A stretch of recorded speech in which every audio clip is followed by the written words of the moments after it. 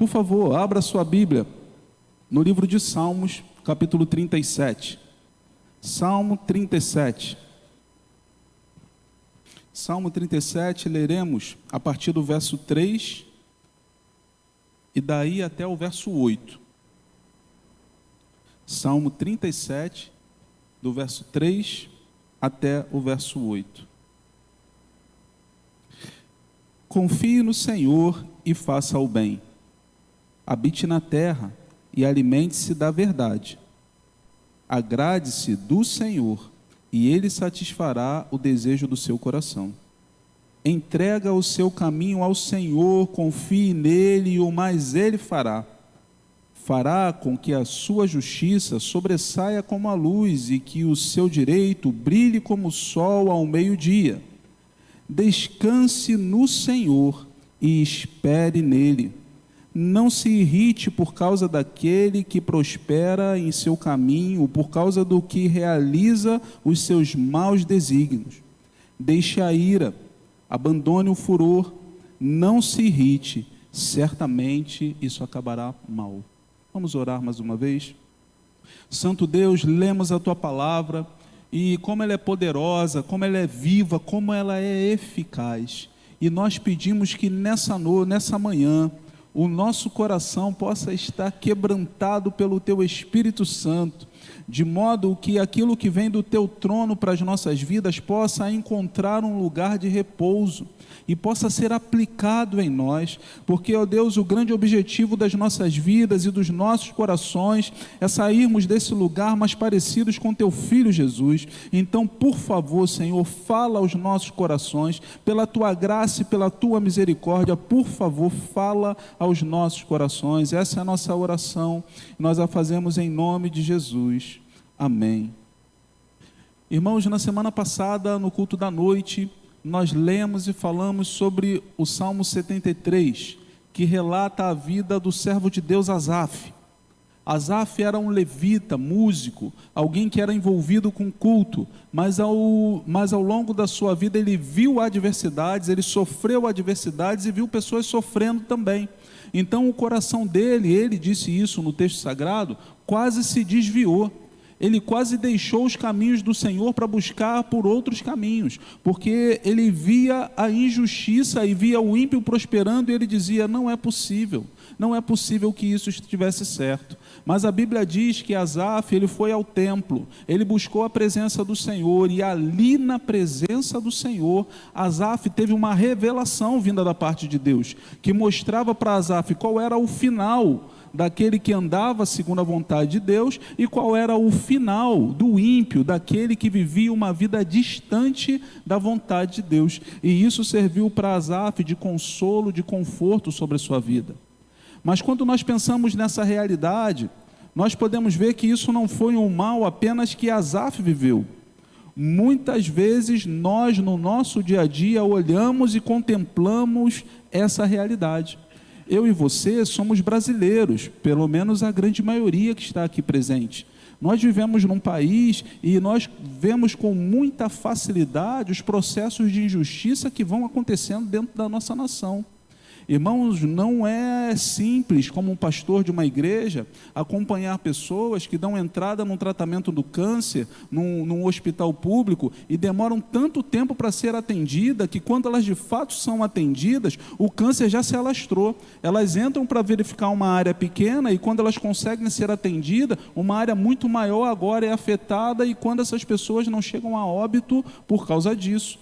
Não é fácil olhar como um cidadão dessa cidade que as nossas escolas públicas muitas vezes não têm nem aula. E as pessoas fazem um discurso falando sobre merenda constantemente, como se os nossos meninos, as nossas crianças precisassem somente de comida. E sim, eles precisam, mas eles também precisam de professores dentro da sala de aula, que são pagos de forma correta, que são preparados de forma correta, mas eles também precisam disso.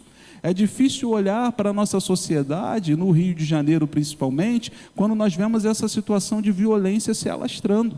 São muitos carros sendo roubados. Há 2 semanas atrás foram 200 carros roubados em um dia. E a irmã me corrigiu no final do culto, porque ela disse, pastor, foram 600 no final de semana. Então, se foram 200 somente na sexta, e sábado e domingo conseguiram roubar 600 carros na nossa cidade.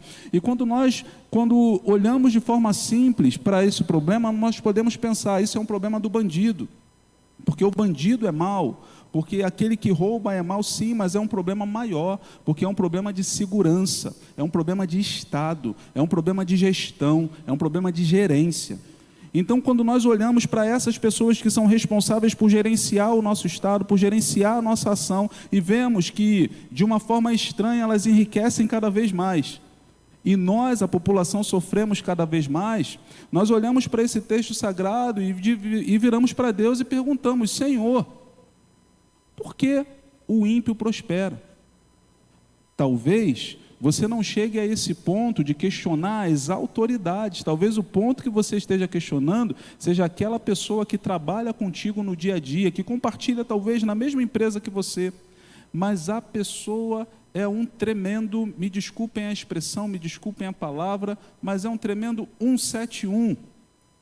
Ele usa uma expressão que os jovens têm usado hoje, ele dá migué, é miguezento, quer dizer, ele enrola, ele não trabalha, ele busca os atalhos, usa de malandragem, e essa pessoa às vezes prospera e você não consegue alcançar o objetivo que você que queria alcançar, ou que deveria alcançar.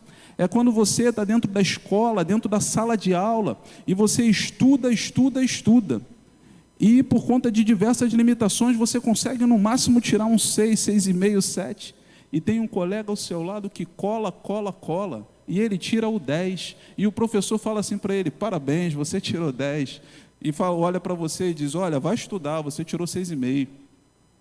Nós o vivemos no mundo e olhamos uma injustiça, um processo de injustiça que acontece constantemente à nossa volta, ao nosso redor. Nós olhamos para isso e muitas vezes perguntando: mas logo conosco, Senhor, logo comigo, tinha que ser a minha mãe assim, tinha que ser o meu pai assim, tinha que ser o meu vizinho assim. Nós olhamos para esses processos, mas isso não é uma novidade, porque antes de nós, o rei Davi olhou para esse mesmo processo. O Salmo 37 é um salmo de Davi. Asaf viveu um problema, mas agora nós estamos falando de Davi, o rei de Israel. O rei mais famoso de Israel, sim, aquele que derrotava gigantes, venceu Golias, venceu diversas adversidades, um músico por excelência, um militar fantástico, um estadista, um chefe de estado fenomenal. Mas esse homem viveu injustiças na sua vida. Esse homem passou por problemas, passou por adversidades no seu tempo. E isso fez com que ele trouxesse de volta esse questionamento do porquê os bons sofrem e por que os maus são bem-sucedidos. Em tempo de adversidade, muitas vezes nós olhamos para o nosso Deus e o questionamos. Muitas vezes nós olhamos para o nosso Deus e perguntamos por que isso está acontecendo e por que eu não estou sendo beneficiado. Se você já fez essa pergunta alguma vez na sua vida, eu quero te dizer: fique tranquilo. Rei Davi, o homem segundo o coração de Deus, também a fez. Mas ele encontrou resposta no Senhor. E é sobre essa resposta que eu gostaria de conversar com você. Mas antes, é importante dizer que no tempo histórico em que Davi vivia, as leis, o Pentateuco, haviam sido estabelecidos. E quando Josué ele entra na terra prometida, ele conquista a terra prometida, Deus diz a ele que ele deve dividir o povo em duas partes, as 12 tribos, 6 num monte, 6 no outro monte, 6 no monte Ebal, 6 no monte Gerizim.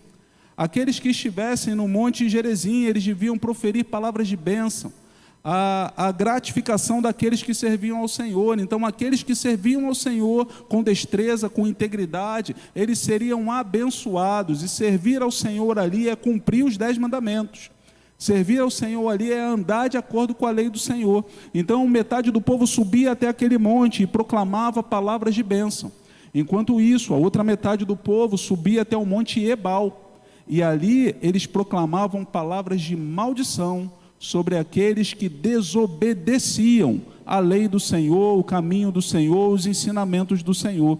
Então, num belo momento teatral, artístico, mas que ficou gravado no coração do povo, ficou muito claro para Israel de que se obedecesse a Deus, prosperaria. Se desobedecesse a Deus, seria amaldiçoado, não prosperaria, as coisas iam por água abaixo. É por isso, é esse pensamento que justifica o livro de Jó. Porque você pode ler o livro de Jó de forma superficial e pensar assim, ora, esses amigos de Jó eram maus, esses amigos de Jó eram terríveis. Não, os amigos de Jó estavam vivendo aquilo que eles haviam aprendido. Porque quando eles olhavam para Jó, eles diziam, se Jó é obediente, se Jó é temente a Deus, ele não pode perder a família num dia, perder a fazenda, perder as finanças, ficar doente desse jeito. Eles estavam sob um parâmetro de lei do Antigo Testamento, sob o parâmetro da lei do monte, do Deuteronômio, do Pentateuco. Eles entendiam que se Jó fosse correto, ele não passaria por aqueles problemas. O próprio Jó talvez tenha tido alguma dúvida, mas quando ele olhava para dentro de si, ele via que ele não havia cometido pecado contra Deus.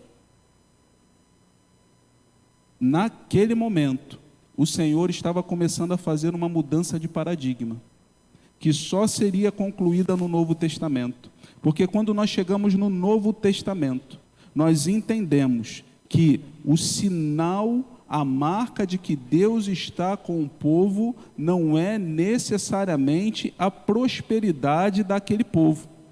Mas no Novo Testamento, nós vemos que as características de que Deus está com o povo, compreendem que aquele povo vive na presença de Cristo.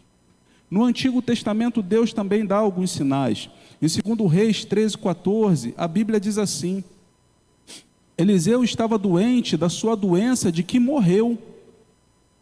Eliseu estava doente da sua doença de que morreu. Então Eliseu morreu de quê? De quê? Ih, vocês não viram, olha. Vou ler, 13:14. Eliseu estava doente da doença de que morreu. Eliseu morreu de quê? Crente tem doença e às vezes morre. O Eliseu era crente. Era ou não era? Ele era crente. Uma vez, conversando com um rapaz, ele falou assim, não, pastor. Se a pessoa está andando na luz, se a pessoa está em paz com Deus, ela não vai sofrer problema. Ela não vai sofrer perseguição, ela não vai sofrer dor, ela não vai sofrer luta. Ela não vai ficar apanhando. Ela não vai ter problemas na família, ela não vai ter problemas na sua casa. Eu falei para ele assim, olha, irmão, Paulo, o apóstolo, ele escreveu livros da Bíblia, mas a Bíblia diz que ele tinha um espinho na carne. Alguns estudiosos vão dizer que esse espinho da carne poderia ser uma doença nos olhos, mas se diverge sobre o que era esse espinho na carne. Mas na verdade, o texto sagrado diz que era um mensageiro de Satanás que o esbofeteava. Paulo tinha problema na sua saúde. Jesus, o Filho de Deus, ele morreu crucificado na cruz do Calvário. Então aquele homem prontamente ele virou para mim e disse, olha, eu não sei como é que era a vida, o relacionamento com Deus de Paulo nem de Jesus, mas eu sei que eu não vou passar problema porque eu estou buscando a Deus. Irmãos, crentes passam por problemas. Servos de Deus buscam a vontade de Deus e mesmo quando buscam a vontade de Deus passam por adversidades. Então, o que a Bíblia nos ensina sobre isso? Em Cristo, nós aprendemos que as coisas melhores, elas pertencem à eternidade. As coisas melhores pertencem à eternidade. Eu e você precisamos entender que a vida aqui na terra é passageira. O apóstolo Paulo diz que se nós esperamos de Cristo somente nessa terra, nós somos os mais miseráveis dos homens. Ele usa essa expressão. Então nós precisamos entender que a nossa grande recompensa estará na eternidade. O crente precisa compreender isso. Não é à toa que a Bíblia diz que nós temos que ter o pensamento nas coisas que são do alto. Não é à toa que a Bíblia diz que nós temos que ter na nossa cabeça o capacete da salvação. A nossa recompensa está com o Senhor na sua glória e nós só a receberemos plenamente lá. Eu tenho uma notícia para te dar. Se você é crente em Jesus, se você entregou a sua vida ao Senhor, você não está em casa. Não é aqui na igreja não, e nem na sua casa, e nem na sua cidade. Mas eu quero dizer para você que se você de fato entregou a vida a Jesus, essa aqui não é a sua casa.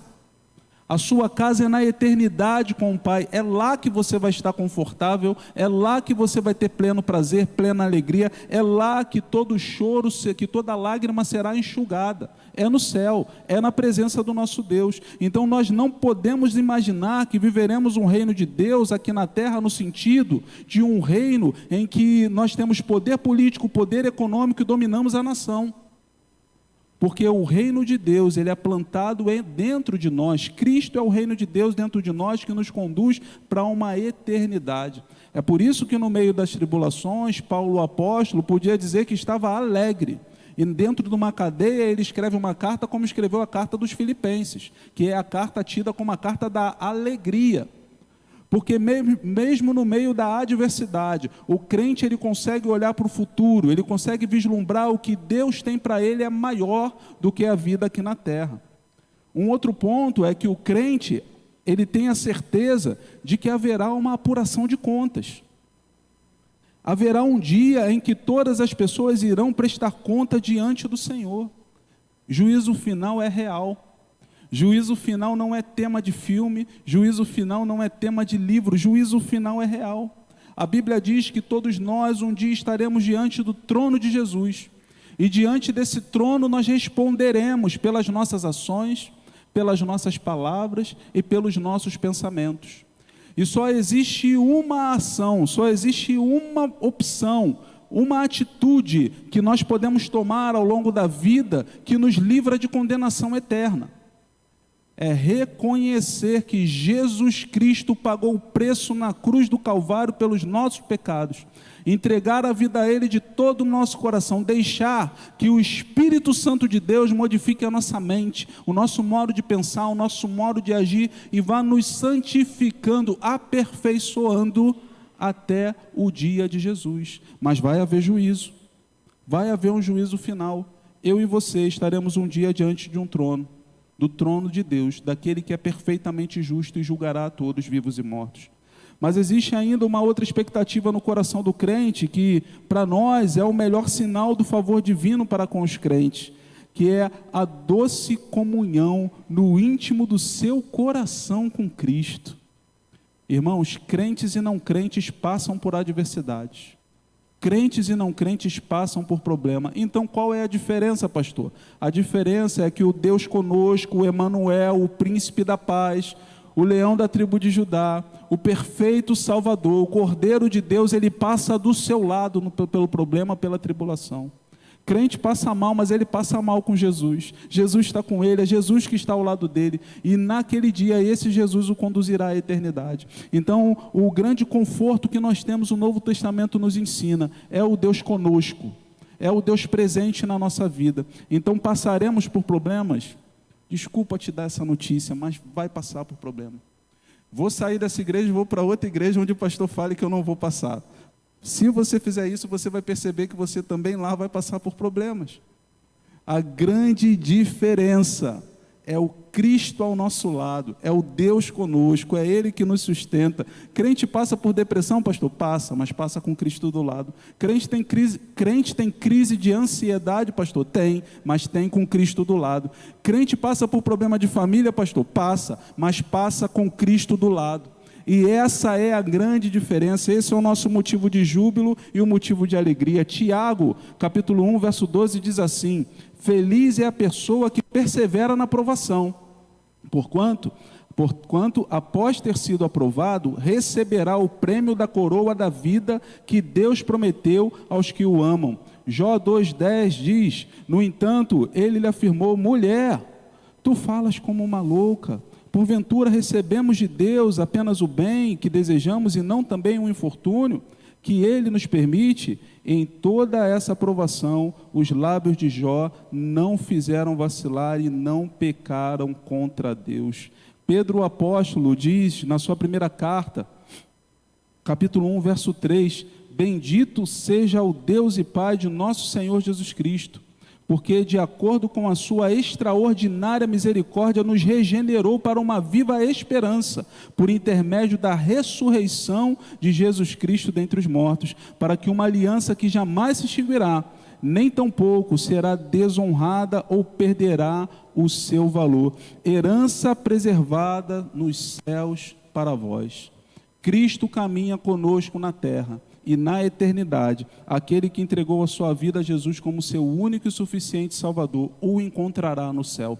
Você já entregou a sua vida a Jesus? Erga uma de suas mãos, diga: eu já entreguei minha vida a Jesus. Diz isso com alegria, porque isso é bom dizer com alegria. Diga: eu entreguei minha vida a Jesus. Aleluia, louvado seja o nome do nosso Jesus.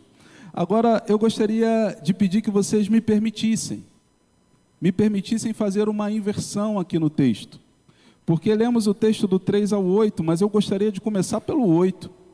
Eu gostaria de começar esse texto invertido. Me perdoem os estudiosos da Bíblia, mas eu gostaria de pensar com você o que esse versículo 8 tem para dizer para nós, porque no verso 3 ao 8, ele fala de características daquelas pessoas que andam com Deus. Agora diz atitudes que nós não devemos ter, e suas consequências, e quais as atitudes nós devemos ter. Então eu gostaria de convidar começar com as atitudes que nós não devemos ter. O verso 8, ele fala que nós devemos abandonar a ira. Abandone a ira. Essa palavra em hebraico, ela é ape. E essa palavra, ela tem um significado de dizer, sabe quando você sente o cheiro de fumaça e você faz assim com o nariz? Já fez assim com o nariz? Faz assim, ó, rapidinho. Aquele cheiro de fumaça, e você faz assim com o nariz. Essa é a mesma expressão que você faz quando está irritado ou com raiva de alguma coisa. Você faz assim com o nariz. É a mesma expressão que o seu pet faz quando ele quer avançar em alguém. Ele faz assim com o nariz. Ele fica irado, ele fica com raiva. Essa expressão no hebraico sinaliza para isso. Ela está dizendo: não fique irritado, não fique com raiva, não fique com ira. É isso que esse texto aqui está dizendo para nós, é o que essa expressão quer dizer. O texto está dizendo também: não deixe o furor.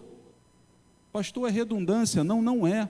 Ele está dizendo, primeiro, não fique irritado. Depois ele está dizendo, não deixe o furor. E a palavra traduzida aqui para o furor é kalmai, ou mal. É o calor da raiva. É quando você está com raiva de alguma coisa e começa a subir um negócio daqui de dentro. Já sentiu aquela coisa que sobe daqui de dentro? Tem uma irmã que diz assim: pastor, dá um negócio assim, ó. Ela bate assim, e um negócio, aquela raiva, aquela ira, aquela fechada, aquela atitude do filho, da esposa, do vizinho. A Bíblia está dizendo: olha, não deixe esse furor tomar conta de você, não se irrite. A palavra aqui é titar, é perder a paciência. Então a Bíblia está te dando 3 ensinamentos que você não deve ter diante da atitude dos maus. A primeira é: não fique em posição de avançar na pessoa, não fique em posição de agredir o outro. Segundo é: não deixe que o calor da ira tome conta de você. Terceiro é: tenha paciência. O texto na NAA fala assim: não se irrite. E me faz lembrar de um personagem da teledramaturgia mexicana que dizia assim: por favor, não se irrite. Você lembra desse camarada? Era ele mesmo. Ele falava: não se irrite. Irmãos, Deus tinha todos os motivos para olhar para o povo de Israel, para olhar para a igreja, para simplesmente eliminar-nos pelos pecados que cometemos. Mas que Deus bondoso, que Deus amoroso. Ele que é perfeito em tudo, e a Bíblia diz que terrível é a coisa, horrenda é a coisa, cair na mão do Deus vivo, porque a ira do Senhor é real. Mas esse Deus que é perfeito, até mesmo na sua ira, é perfeito também em amor, em graça e em misericórdia. Então esse Deus é quem tem nos sustentado até hoje. Nós vivemos em tempos em que as pessoas vão perdendo a cabeça por nada. Essa semana no litoral de São Paulo, chegou um rapaz com um carro bonito, eu não sei se era um Porsche, uma Ferrari, e ele colocou um som alto. Senhor de aproximadamente 80 anos, você viu isso? Você viu isso essa semana? O senhor de aproximadamente 80 anos começou a discutir pedindo que o som abaixasse. O rapaz, que com certeza, pelo menos aparentemente não tinha 50 anos de idade, deu uma surra no senhor de 80 anos. Uma surra, ao ponto do senhor estar caído no chão e ele continuar batendo. Que maldade! Que comunidade é essa que nós estamos vivendo? A ira tem tomado conta do coração, as pessoas têm feito o nariz na posição de avançar no outro. As pessoas têm se irado, têm deixado com que o fogo da ira tome conta do seu interior. As pessoas não têm tido paciência com as outras pessoas, é isso que o Salmo está dizendo. E quantas vezes, meus irmãos, dadas as devidas proporções, nós fazemos isso com aqueles que nós mais amamos. É dentro da nossa casa, é dentro da nossa igreja, dentro da nossa comunidade de fé. O pessoal fala assim: pastor, você fala baixo. A gente tem que falar baixo mesmo com o irmão. Se alguém vier falando alto com você, você começa a falar um pouco mais baixo. Você não ganha discussão aqui em Marechal, porque quem fala mais alto, você ganha discussão é na educação. Amém? Nós somos um sinal de Deus para a nossa sociedade. Se a nossa sociedade está lá fora se definhando na maldade, na perversidade, na ira, no fogo que queima dentro, nós, dentro dessa comunidade de fé, precisamos ser aquele que trata o outro com leveza, com singeleza, com brandura, com mansidão, com amor.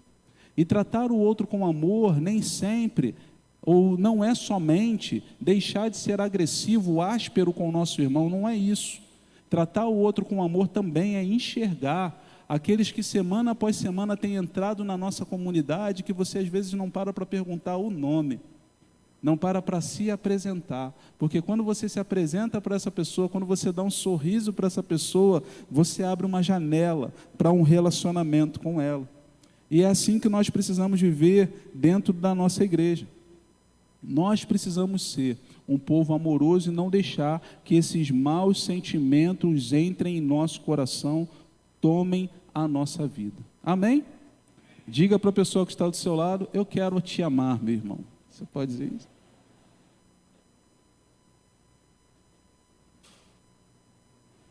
Irmãos, sofrer o mal não é motivo para fazermos o mal. Muitas pessoas reproduzem o mal que sofreram. Eu conheci um senhor que disse que na sua adolescência e infância, ele teve muitos problemas familiares, diversos problemas. E agora ele já é um senhor. E ele é um senhor que vive sozinho. E eu perguntei: mas por que você vive sozinho, tendo tanta gente, tanta família? Ele disse: porque os mesmos problemas que eu sofri na minha família, eu fiz com que a minha família sofresse também.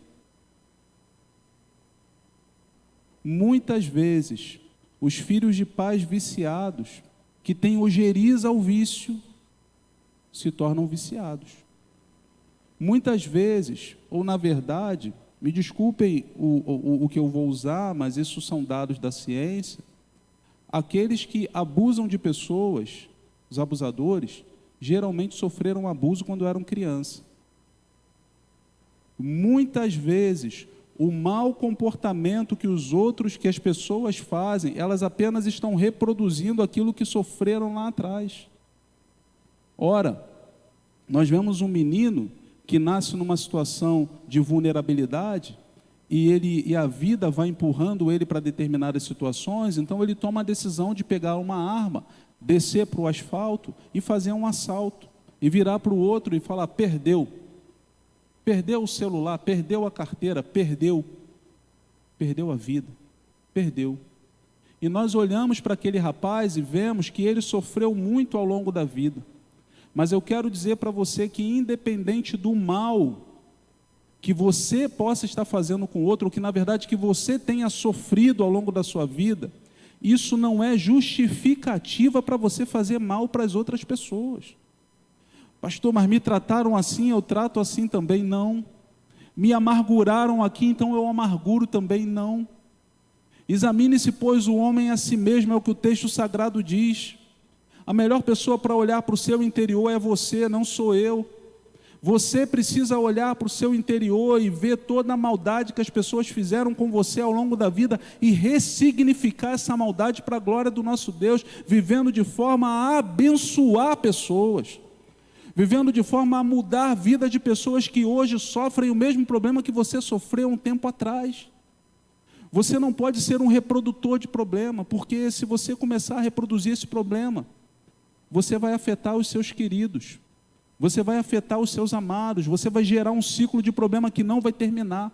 Está na hora de romper esse ciclo, está na hora de ser uma bênção para a tua geração. A Bíblia diz assim: em ti, Abraão, serão benditas todas as famílias da terra. E nós vimos semana passada que o famoso descendente é Jesus, e nele, Jesus, são benditas as nossas famílias. Então, em Jesus, o ciclo do pecado é quebrado em nós, de modo que nós possamos viver uma vida que glorifique a Deus. Então, não é porque você sofreu o mal, não é porque você viveu o mal no passado que você está justificado para viver o mal, para infligir o mal em outras pessoas hoje. Esse rapaz que assalta, que desce, vai à comunidade com uma arma na mão, ele é preso, ele vai para a cadeia. E sabe quem é que vai visitar ele na cadeia? É a mãe. Só que a mãe desse rapaz, agora para visitá-lo na cadeia, ela tem que acordar 4 horas da manhã. A mulher já trabalha como doméstica, dona de casa, mas ela tem que acordar mais cedo, tem que perder um dia do trabalho, é diarista. Quando ela não vai trabalhar, ela não tem dinheiro, mas ela deixa, porque mãe vai atrás do filho até na cadeia. Ela foi lá visitar, foi passar por um processo de revista íntima, constrangedor, é um constrangimento. Qualquer mulher aqui presente diria: pastor, é um constrangimento, ainda que seja feito por uma pessoa que tenha assim, que seja um excelente profissional, mas é um tipo de constrangimento. Aí aquele rapaz que usou como justificativa a vida errada que viveu, ou os problemas que aconteceram com ele para cometer crimes dali para frente, era agora a mesma pessoa que prejudicava a sua mãe, a pessoa a quem mais ele amava. Irmãos, é esse o ciclo do pecado.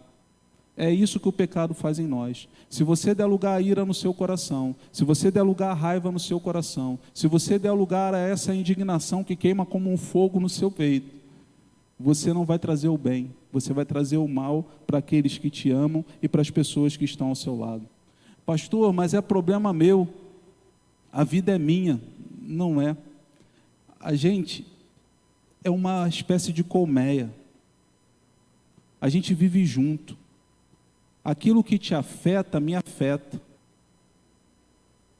Aquilo que te afeta, afeta a pessoa que está do seu lado. Não fui só eu que orei pelo estiramento do meu irmão. Não fui só eu, outros irmãos oraram. Não fui só eu que orei pela cirurgia de catarata da minha irmã. Não fui só eu que orei, outros oraram. Não fui só eu que pensei na irmã que estava passando mal ontem com a pressão alta. Outros irmãos também pensaram, outros irmãos também oraram. Tudo o que nós vivemos em comunidade, a vida do outro me afeta. Quando você está dentro da sua casa, dentro de um ambiente familiar, as suas atitudes vão repercutir na vida da pessoa que mora com você. Se você tiver boas atitudes, essa pessoa vai colher bons frutos também. Se você tiver más atitudes, essa pessoa não vai colher bons frutos. Exemplo, você é responsável por pagar a conta de luz. Está tudo ajustado ali. Se você não pagou a conta de luz e o orçamento está muito ajustado, o que vai acontecer? Vai ficar sem? Sem? Vocês demoraram para responder. Ninguém vai fazer gato aqui não, amém? Não, vai ficar sem? Fica sem luz. Ok, amém? Mas você também vai ficar sem luz? Você não era o responsável era o outro. O justo é que somente ele fique sem luz. Mas porque ele não fez a parte dele, toda a família é afetada com aquilo. Então nós precisamos entender que a nossa vida não é um problema só nosso, porque nós vivemos em comunidade e as nossas atitudes afetam a vida do outro. Por isso nós temos que pensar e repensar nas nossas atitudes. E o texto sagrado vai nos orientando justamente nessa direção. Cuidado com o que não devemos fazer. Não devemos nos irar. Não devemos viver de forma displicente com relação ao outro. Nós devemos nos importar com aqueles que estão ao nosso redor. Agora, o que o texto diz que devemos fazer? Confie. O versículo 3 diz: confie no Senhor. Confie no Senhor e faça o bem. Confie no Senhor por quê? Porque o Senhor é poderoso para te livrar. Confie no Senhor porque o Senhor é poderoso para te restaurar. O Senhor é poderoso para trazer o livramento sobre a sua vida segundo a sua vontade. Confie no Senhor porque o Senhor é poderoso para salvar. Não existe nenhum mérito em nós para que obtenhamos a nossa própria salvação. Efésios 2:8 diz o seguinte: porque pela graça sois salvos, por meio da fé. Isso não vem de vocês, isso é dom de Deus, é dom de Deus. A Bíblia nos chama a confiarmos no Senhor, porque somente pelos méritos de Jesus vamos ser salvos. Pastor, eu tenho que deixar de fazer isso, aquilo outro, para depois vir para a igreja. Não, você precisa entregar a vida a Jesus. Você entregou a vida a Jesus, Jesus começa a trabalhar na tua vida. Ele vai te consertar todinho. Se fosse um carro todo arrebentado para chegar na lanternagem, Jesus entende lanternagem, vai deixar o carro bonito, redondinho. Jesus é aquele que pode fazer a obra na sua vida. Por quê? Porque Ele pagou o preço no seu lugar. Conta uma história de que na França, um rapaz que viveu uma situação muito difícil quando era criança, muita pobreza, cresceu nessa situação de pobreza, na sua adolescência, com muita fome naquele dia. Ele viu uma pessoa comendo, viu um restaurante, e ele resolveu se esconder, conseguiu, quando as pessoas foram embora, entrar no armazém e roubar alguma comida. Levou. Quando ele saiu, preso pela polícia, isso na França, foi preso. Levado para a cadeia, como era muito pobre, sofreu uma pena desproporcional. Ficou preso por muito tempo, sofrendo ali dentro da cadeia tudo o que se sofria naquela cadeia antiga na França. Ao passar dos anos, aquele homem conseguiu uma liberdade condicional. Só que naquela época, a liberdade condicional funcionava da seguinte forma: você ficava com a sua identidade retida e recebia um documento amarelo, uma página amarela. E aquele documento sinalizava para todas as pessoas que você estava em liberdade condicional, que você era um criminoso, havia cometido um crime lá atrás. Aquele homem, de posse daquele documento, tentou arrumar emprego. Não conseguiu. De posse daquele documento, ele tentava se aproximar das pessoas para que alguém lhe desse comida. Não conseguiu. Até que ele chegou na casa de um homem. Um homem conhecia Cristo, esse homem conhecia Cristo, era um homem que tinha posses, tinha condição financeira. E ele chegou com aquele documento, ele disse: por favor, me dê algo de comer. E o homem perguntou: por que você não trabalha? Ele disse: porque com esse documento ninguém me dá trabalho. O homem naquele dia o recebeu na sua casa, não somente lhe deu algo para comer, mas lhe deu um trabalho. Colocou ele para trabalhar dentro da casa. E aquele homem agora tinha um trabalho e tinha comida para comer. Mas o tempo foi passando, aquele homem foi se acostumando, e ele começou a perceber que aquele senhor era um senhor rico. Então ele foi lá e roubou toda a prataria daquele senhor, colocou em 2 bolsas, de madrugada, roubou toda a prataria, saiu escondido. E quando ele está fugindo, mais uma vez ele se encontra com a polícia. Mais uma vez ele se encontra com a polícia, e eles dizem: abra essa bolsa. Ele abre.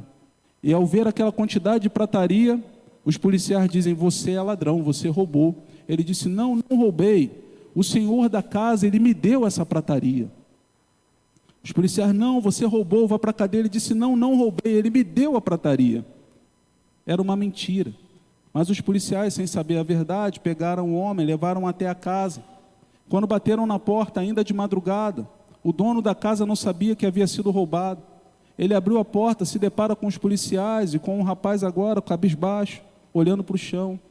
E eles disseram assim para aquele dono da casa: olha, esse homem disse que o Senhor lhe deu toda essa prataria. Nós achamos que ele te roubou, mas ele disse que o Senhor deu toda essa prataria. Podemos levá-lo para a cadeia? E o dono da casa disse: por quê? Eu lhe dei toda a prataria. Inclusive, ele esqueceu 2 coisas. Foi lá dentro e pegou os castiçais mais caros da casa. E também entregou para aquele homem. Falou assim: olha aqui, você esqueceu esses 2 castiçais. Somente aqueles 2 castiçais valiam toda aquela prataria. E aqueles policiais foram embora. Aquele homem envergonhado abaixou a cabeça. Então o dono da casa olhou nos olhos daquele homem e disse assim: a sua liberdade foi comprada por alto e bom preço. Aproveite a sua oportunidade. Irmãos, eu e você éramos aquele homem, porque não merecíamos o perdão, Não merecíamos a graça, não merecíamos a misericórdia, não merecíamos a redenção que vem da parte do nosso Deus. Mas a salvação que vem da parte do nosso Senhor Jesus, no qual nós podemos confiar, porque Ele é aquele homem que, apesar dos nossos pecados, Ele olha para nós e diz o seguinte: olha, seus pecados são perdoados, e a sua liberdade foi paga por alto e bom preço, preço de sangue derramado na cruz do Calvário. É para você viver nova vida, é para você viver em novidade de vida, viver em autoridade de vida, viver para a glória do Senhor. Você não se pertence mais, mas você pertence ao Senhor, que por você se entregou na cruz do Calvário. Agora existe uma decisão que temos que tomar nessa manhã. Você que é crente, vai viver para a glória do Senhor? Viver para o louvor da glória do nosso Deus? Esse é o meu convite para você nesse dia.